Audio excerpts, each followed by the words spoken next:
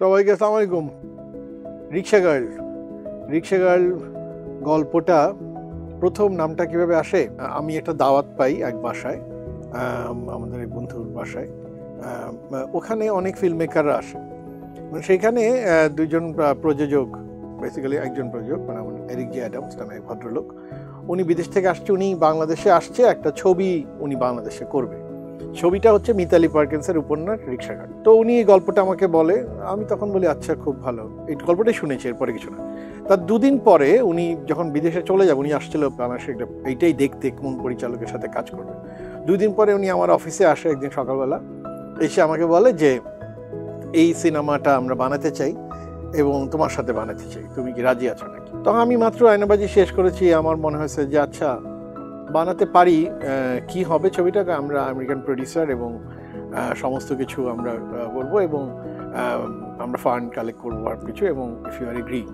তখন আমি বললাম যে ঠিক আছে, আপনি যদি আমাকে চিত্রনাট্য, যদি এরকম স্ট্যান্ডার্ড খুব ভালো চিত্রনাট্য হয় তাহলে আমি করতে রাজি আছি। সেখান থেকে রিক্সাওয়ালের গল্পটা শুরু।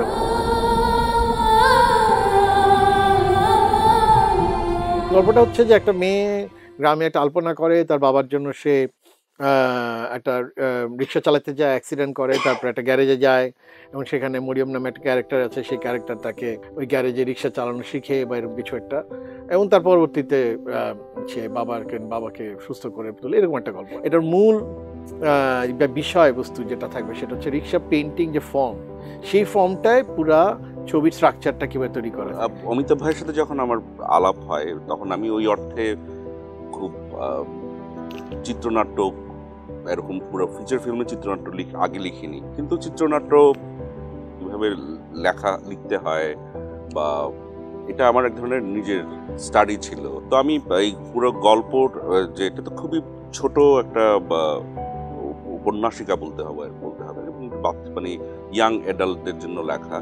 তো এটাকে কিভাবে সিনেমার মতো বড় স্পেস ক্যানভাস, এটাকে কিভাবে ডিল করা, যেটা নিয়ে আমরা অনেক আলাপ শুরু করলাম আর কি অমিতাভ ভাইয়ের সাথে। যেটা হয় যে আমরা মধ্যবিত্ত যখন মানে নিম্নবিত্তের গল্প বলতে যাই, তখন একটা টেন্ডেন্সি থাকে যে খুব দুর্দশার গল্প বলা, কিন্তু এটাকে ফোকাস না করে আমরা ক্যারেক্টারের যে স্বপ্ন, তার যে ওটাকে এক্সপ্লোর করবো, এবং ওর স্বপ্নের মধ্যে যেহেতু ওর পেইন্টিং আছে, তো আমরা ওইভাবে আমরা ক্যারেক্টারটাকে ডিজাইন করে ক্যারেক্টার।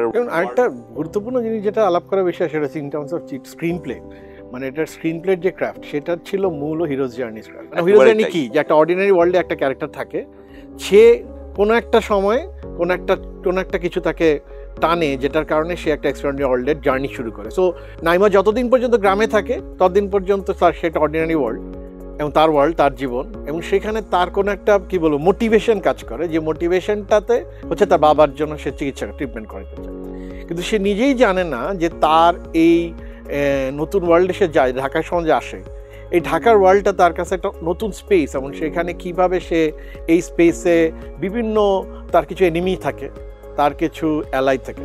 তো তার যারা বন্ধু, যার বন্ধুর মধ্যে ধরা যাক বারেক তাকে নিয়ে গেছে, কিন্তু তার বন্ধু কিন্তু মিনাবুয়া, যে মিনাবুয়া তাকে গ্রামে নিয়ে যায়, কিন্তু তার শত্রু আছে। শত্রুটা কি? শত্রুটা হচ্ছে শহর তার শত্রু, মানে, এবং সেই বন্ধুর শত্রুর সাথে সে কনস্ট্যান্টলি ট্রায়ালের মধ্য দিয়ে সে আসলে তার জায়গায় পৌঁছায়। বেসিক্যালি এইটা একটা হিরোজ জার্নি স্ট্রাকচার। গল্পটা অনেক ছোটবেলায় পড়েছিলাম, আমি নিজেই বইটা পড়েছিলাম।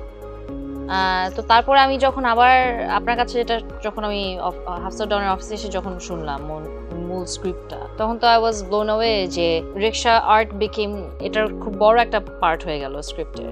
আর নাসিফ ভাই যেটা বলছিলেন যে ও কি আঁকে, ওর ইনার ওয়ার্ল্ডটা, এবং আমি যখন আস্তে আস্তে দেখলাম যে এই আর্টগুলো আস্তে আস্তে যখন ডেভেলপ হচ্ছিল, যে ওর ইনার ওয়ার্ল্ডটা কিন্তু ওর আর্টের মধ্যে দেখা যায়। ইয়াং একটা মেয়ে তো এটা একটা এলিমেন্ট, কিন্তু ওর মধ্যে যেই সরলতাটা আছে, ওর মধ্যে যেই ড্রাইভটা আছে, ওর মধ্যে যেই ইনোসেন্সটা আছে, সেটা নিয়ে যে ও কনস্ট্যান্টলি লেগে আছে, কনস্ট্যান্টলি দৌড়ের উপর আছে। এরিক অ্যাকচুয়ালি আমাদের কথাতে কিন্তু মনে হচ্ছিল যে খুব পজিটিভলি নিচ্ছে, যে হ্যাঁ আমরা বাংলায় করবো, এই করবো, বাট ও আমাদের সাথে প্রথম প্রি প্রোডাকশন টাইমে ছিল অনেকদিন, থাকার পর যখন আমেরিকা ব্যাক করলো, I think he had a talk with sales এজেন্টের সাথে কথাবার্তা বলে কোনো একটা ফাইন্ড আউট করলো যে মেইনলি যদি ফোকাসটা ইয়াং অ্যাডাল্ট হয় আমেরিকান, এবং সেই বাচ্চারা যদি ছবিটা দেখতে চায়, তারা হয়তোবা বাংলা ভাষাকে বুঝতে পারবে না, তারা সাবটাইটেল আসলে পড়তে চায় না।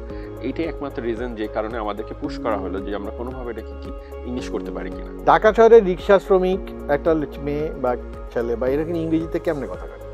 আর মানলাম আমি ওই ইংরেজির কথা বললাম, এমবিএন ইংরেজিতে কিভাবে বলবে? এই যে ঢাকা চল এইসব এমবিএনতে ইংরেজিতে হবে বলে। It was a huge challenge for me যে কিভাবে ইংরেজি। আমরা তারপরে উদাহরণ হিসেবে সিটি অফ লাইট আর অনেক কলকাতা অনেক ছবির রেফারেন্স আমরা পানি যে ইংরেজিতে কথা বলে, তাই না? আপনি যেটা বললেন মানে ধরেন এখন বাস ড্রাইভাররা, বাসের হেল্পাররা যেভাবে বাসকে পিটায়, বাসকে সামনে নিয়ে যায়, এটা তো আসলে কোনো ইংলিশ ওয়ার্ডও নাই।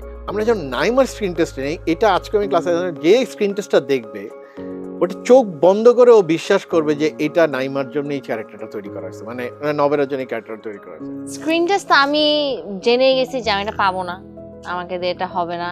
অলরেডি 300 জনের স্ক্রিন টেস্ট হয়ে গেছিল। আমি কোত্থেকে উঠে আসছি, আমাকে ওরা নিবে। যাই হোক, আমি গেলাম, যাওয়ার পরে তো ফার্স্টে ভয় লাগছিল। আমার মনে আছে আমি স্ক্রিন টেস্টে গিয়ে মেন্টাল স্পেসে ঢোকার জন্য আমি মাটিতে বসেছিলাম অনেকক্ষণ। আর সবাই এসে আমাকে বলতেছে তুমি মাটিতে বসেছো কেন, চেয়ারে বসো। না ভাই, আমার একটু ছোট বাচ্চাদের মতো ফিল হওয়া দরকার, এই জন্য একটু মাটিতে বসে থাকি। তো অনেকক্ষণ মাটিতে বসার পরে গিয়ে আমি হচ্ছে ক্যামেরার সামনে গিয়ে স্ক্রিন টেস্টটা দিলাম।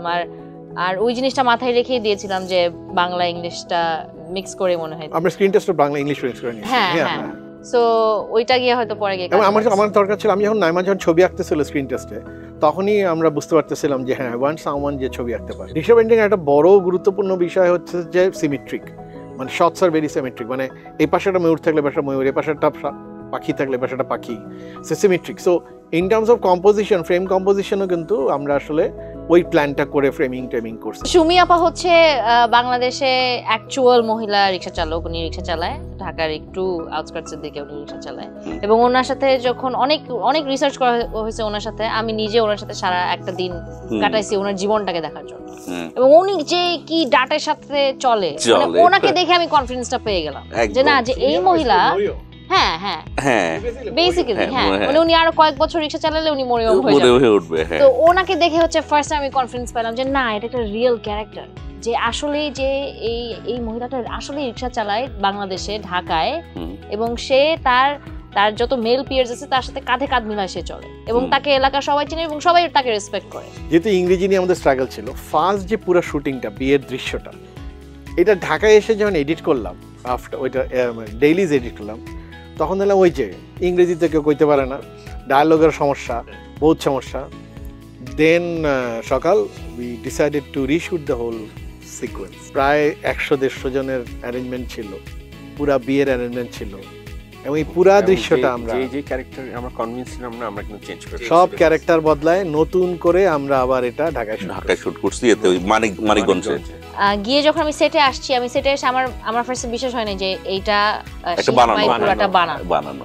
মানে অ্যাবসলিউটলি উনি নিচে রিকশা থাকা, উপরে ঘুমানো, মানে একেবারে অদ্ভুত। দুইটা লেয়ারে যে থাকাটা বিষয়, যেখানে খাবারটা খায় সবাই, যেখানে গোসল করে, প্রত্যেকটা এত পারফেক্টলি ডিটেইল ভাবে কাজ করা, ইনক্রেডিবল। ওখানে ঢোকার সাথে সাথে আমি ইমিডিয়েটলি ক্যারেক্টারটা হয়ে গেল।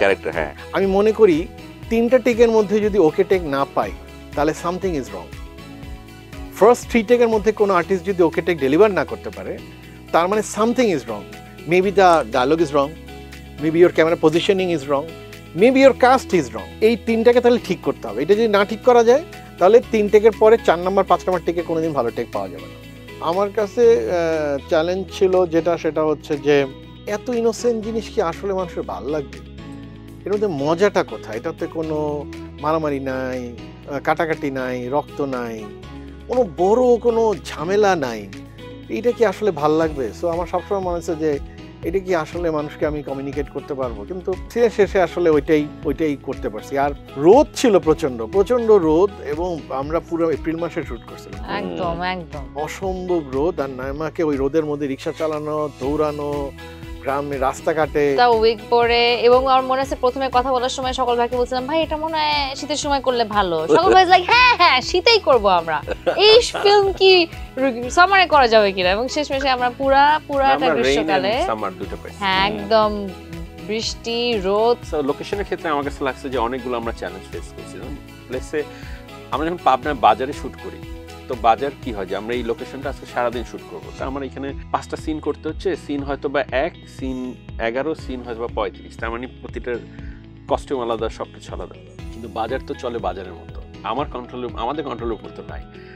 সকালে গিয়ে শুটিং ঠিকই শুরু করলাম, 11টার পরে সবাই চলে যায়, নামাজ, ভাত, ঘুম, পুরো বাজার বন্ধ।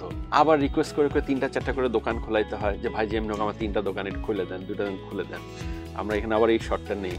আবার বিকালবেলা সবাই আসতেছে, মানে এই যে লোকেশনের লুকটাই তো চেঞ্জ হয়ে যায় হঠাৎ করে। আমি যেভাবে অ্যাক্টরকে ব্রিফ করি বা যেটাকে করি, আমি আসলে অ্যাক্টর ভেতরে ওই চরিত্রটা জাগানোর চেষ্টা করি, অ্যাক্টরের সাথে অন্য আলাপ করি, যাতে ওর সাথে ওই কনভারসেশনে যাইতে যাইতে ও কোন সময় যে ও নাইমা হয়ে উঠবে ও আসলে টের পাবে না। মানে নাইমার পার্সোনালিটি কিরকম, নাইমা কিভাবে হাঁটে, মেয়ে হয়ে কিভাবে হাঁটে, ও যখন ছেলে হয় তারপর সে কিভাবে হাঁটে। হ্যাঁ, তো এই জিনিসগুলো নিয়ে আমরা অনেক দিন ধরে কাজ করছি, এবং আমি যেটা চেষ্টা করছি যে নাইমা যখন মেয়ে হিসেবেই আছে তখন যাতে ওর ফেমিনিটিটা খুব বেশি প্রোনাউন্সড না হয়। এই ছবিটার মধ্যে আমি যেটা বলতে চাইছি সেটা হচ্ছে rickshaw art is a beautiful art form, এবং এইটা খুবই মাটির থেকে উঠে আসা আর্ট ফর্ম আমাদের দেশে। মানে এইটা কোনো বিদেশি আর্টিস্ট বা কোনো জায়গা থেকে ইন্সপিরেশনটা আসা না, এটার ইন্সপিরেশন একদম এই দেশের মাটির। নাইমা একদম এই দেশের মাটির থেকে উঠে আসা একটা মেয়ে, এবং ওর যে স্ট্রোক, ওর যে কাজ, ওর যে চিন্তা, এটা এদেশের পাখি।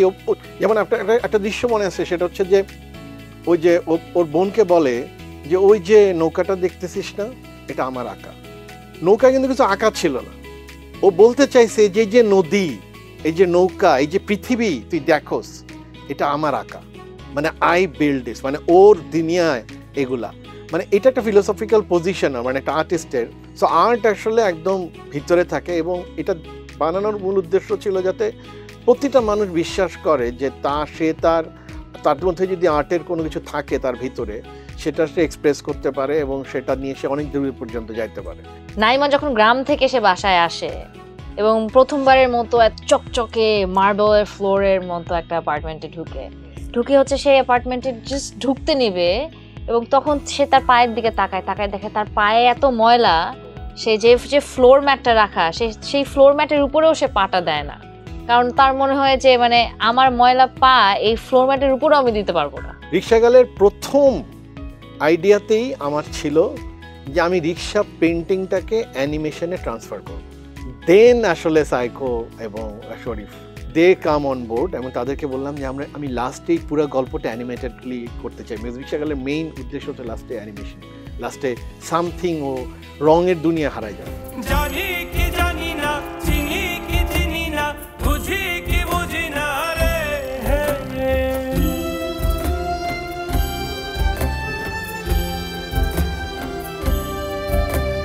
অরিজিনাল যে ছবিটা আমরা দেখি না, আমার রিক্সা চালা অ্যানিমেশন, এটা কিন্তু অ্যাকচুয়ালি ওকে শুট করা শুট করে, হ্যাঁ ওকে শুট করে ওকে তখন ও ট্রান্সফর্ম করে অ্যানিমেশনে ফর্ম করলো, এবং তারপর এটার গান তৈরি হয়। সাউন্ড গানটাকে এক লাইন লেখে, এবং তারপরে চিরকুট এটা গানটা তৈরি করে, এবং সুমির ভাই সব নাইমা গানটা সব নাইমারে শিখাইলো। 2020-এ গিয়ে আমরা আসলে কমপ্লিটলি পুরো ফিল্মটার একটা অ্যানিমেশন পাই এবং ছবিটা দেখতে পাই। দেন আওয়ার রিলিজ জার্নি শুরু হয়, এবং তখনই কোভিড শুরু হয়। সো উই স্টপড এভরিথিং, আমরা কিছুই করতে পারি। এই ছবিটা আমি নির্মাণই করেছি বাচ্চাদের জন্য, অর্থাৎ বাচ্চা বলতে বোঝাচ্ছি ইয়াং অ্যাডাল্ট, অর্থাৎ 10 থেকে 14 বছর বাচ্চাদের জন্য। আমার কাছে মনে হয় পৃথিবীর সবচাইতে ভায়োলেন্ট ফিল্ম হচ্ছে টম অ্যান্ড জেরি, এবং বাচ্চাদের নিয়ে যেসব ছবি নির্মাণ করা হয় মোস্টলি ভায়োলেন্ট। এই জায়গার থেকে শুরু করে আমরা একটু যদি মানে কিশোরদের কথা চিন্তা করি, তাদের জন্য আমার মনে হয় এই ছবিটা যদি তারা দেখে, কারণ তারা এত চিন্তা করে না ছবি কিভাবে নির্মাণ, মানে এত কমপ্লিকেসি ক্যারেক্টার, তারা শুধু এই আলোটা, এই রংটা দেখে এবং আলোর খেলাটা দেখে, এবং এই জার্নিটা যদি তারা দেখে দে উইল ইন্সপায়ার, এবং তাদের উদ্দেশ্য করে বানানো। তাদের মনের মধ্যে যদি আর্টের তৈরি করে, যেমন আমি যখন এই ছবিটা সিনেমা হলে দেখাইছি, আমি যখন বাচ্চা মেয়েকে জিজ্ঞেস করলাম যে কেমন লেগেছে তোমার, বলে আমার খুব ভালো লেগেছে, I like the thing, but আমি কখনো আগে আমার বাসায় যে মেয়েটা আছে তার দিকে এভাবে তাকাই নাই। আজকে দেখার পর আমার মনে হয়েছে it's so bad what we doing. এটা একটা বাচ্চা মেয়ে আমাকে পরশুদিন এই কথাটা বলছে। এই যে তার অনুভূতির মধ্যে একটুখানি নাড়া দিতে পারা, এইটাই মনে হয় আমি চাইছি। মানে এই ছবিটা যারা দেখবে, যাদের যে মেয়েগুলার বাবাকে হারাইছে, যা বাবার সাথে যাদের কানেকশন, তারা অদ্ভুতভাবে আমার মনে হয় যে কানেক্ট করতে পারবে যদি এই ছবিটা তারা দেখে। তো আমার মনে হয় যে এই সিনেমাটা যখন প্ল্যাটফর্মে থাকবে এবং তখন এটার ইভেন্টটা দরকার হবে না, তখন বাড়িতে বসে মানুষ এটা কনজিউম করতে পারবে এবং যখন যখন খুশি তখন দেখতে পারবে, বারবার দেখতে পারবে। এবং তারা যখন এটা দেখবে এবং বাচ্চারা বা কিশোর কিশোরীরা যখন এটা দেখে তাদের মধ্যে যদি তারা যদি কানেক্ট করে এবং তারা যে বইটা পড়তে যায় এবং বইটাও পাওয়া যায় ঢাকাতে, তাহলে আমার মনে হয় যে এই ছবিটা খুবই কাজে দিবে। রিক্সাওয়ালা ওনারাও দেখতে পারবেন এটা, কারণ সবার কাছে তো তার পার্সোনাল ডিভাইসটা আছে। হ্যাঁ, উনি হয়তো রিক্সা গ্যারেজে বসে, এবং অবশ্যই বাংলাদেশের সমস্ত রিক্সা শ্রমিকরা এইটা নিয়ে এটা কানেক্ট করতে পারবে, বিকজ এই গ্যারেজ ওই একেবারেই তাই। তাদের কাছে একটা ফ্যান্টাসি লাগবে, একটা হ্যাঁ, মেয়ে এখানে আছে, বাট দে উইল কানেক্ট, তাদের ভালো লাগবে। আমি খুব বেছে শুনে কাজ করি, আমি অনেক ধরনের কাজ করি, শুধুমাত্র অ্যাক্টিং করি না, দেখেই একটু বেছে শুনে স্ক্রিপ্ট বুঝে নির্মাতাকে দেখে একটু কাজ করি। তো রিক্সা গার্লটা যখন হাতে আসলো তখন অনেক ধরনের টেনশন কাজ করছিল, অনেক ধরনের অ্যাংজাইটি কাজ করছিল যে এত বড় একটা কাজ, এটা আমার ফার্স্ট লিড ক্যারেক্টার করা একটা ফিল্মে, এবং পুরো ফিল্মটাই নাইমাকে ফলো করছে, সো অনেক বড় একটা প্রেশার ছিল আমার মাথার উপরে। কিন্তু মানে থ্যাঙ্কফুলি আমার টিম আমাকে যেভাবে সাপোর্ট করেছে, ইভেন আমার মনে আছে একটা পয়েন্টে গিয়ে প্রি প্রোডাকশনের সময় আমি সকাল ভাই এবং আমার আরেকজন প্রডিউসার মুয়াপুর কাছে আসছিলাম, এসে কান্নাকাটি করছিলাম, বলছিলাম যে ভাই আমাকে এটা দিয়ে আমাকে হবে না, আমি রিক্সায় চালাতে পারবো না ঢাকা শহরে, এটা অদ্ভুত একটা আস্ক, এটা আমি কমপ্লিট করতে পারবো না এই প্রজেক্ট। তারপরেও তারা আমাকে অনেক সাহস দেওয়ার পরে, অনেক প্র্যাকটিস করার পর, অনেক ট্রেনিং করার পরে এই কাজটা আমি করি। রিক্সা গার্ল থেকে আমার বেস্ট পাওয়া হচ্ছে এই নাইমা হিসেবে যে ঢাকাটাকে দেখছি, এটা কোনোদিন আমি নোভেরা হিসেবে দেখতে পারতাম না। আমি প্রি প্রোডাকশনের সময় আমি তেজগাঁ এরিয়াতে একা ঘুরে বেড়াইছি উইগ পরে, কেউ আমার দিকে ঘুরেও তাকায়নি, কেউ আমাকে একটুও বদার করেনি, উল্টো মানুষজন আমাকে হেল্প করছে, ঢাকা আমাকে একদম আগলে নিছে কিন্তু। এবং সেই ফিলিংটাই আমি একটু আনার চেষ্টা করছি নাইমার মধ্যে, যে মানে ও একেবারে কমপ্লিটলি ডিফারেন্ট একটা স্ট্রেঞ্জ একটা জায়গায় আসছে, কিন্তু ওইখানে অনেক কমফোর্টেবল, এবং মানে ওই শহরটার মধ্যে ও ঢুকে গেছে। শহরটা ওকে কষ্ট দিচ্ছে, কিন্তু শহরটা ওকে ভালোবাসছে, এবং সেও হচ্ছে শহরটাকে সে নিজের করে নিছে আর কি। So that was the best thing আমি রিক্সা গার্ল থেকে যেটা পাইছি।